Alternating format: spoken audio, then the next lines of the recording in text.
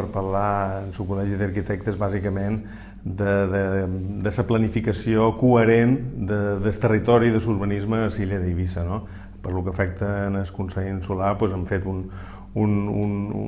resum ampli de tota la problemàtica que tenim. Jo crec que el Partit Socialista, en tot aquest procés, en aquests anys i sobretot ara, de cara a les eleccions, en els processos participatius que volem engegar, com no hi té que veure els professionals de l'arquitectura, en aquest cas, que és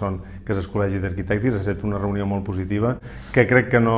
que té que ser emmarcada dins un procés col·laboratiu de futur, com no pot ser d'altra manera. Tenim un territori petit, tenim un territori que tenim que respectar molt i ells són, d'alguna manera, els professionals que també ens poden ajudar en els polítics a planificar-ho, com dic, de manera coherent i intentar posar les llums llargues, perquè en tema de territori, en tema de medi ambient, en tema d'urbanístic, jo crec que tenim que mirar per les generacions futures i no la immediatesa que a vegades té la política insular.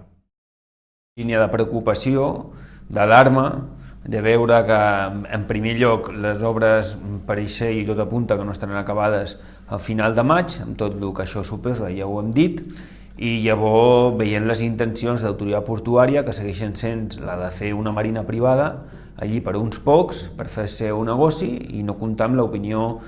majoritària i els acords per unanimitat del ple d'Eivissa, que són acords que nosaltres li donem una màxima importància i que pareix ser que l'autoritat portuària, el seu president i el senyor Bausà, que és el que ha posat el president d'autoritat portuària, no respecta l'opinió dels eivissencs i cada vegada veiem més a prop que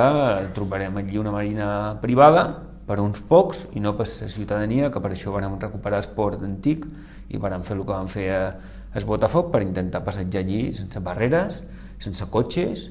amb tranquil·litat i amablement. I pareix que, per desgràcia, no hi ha una postura política per part del Partit Popular clara i concisa en aquest aspecte.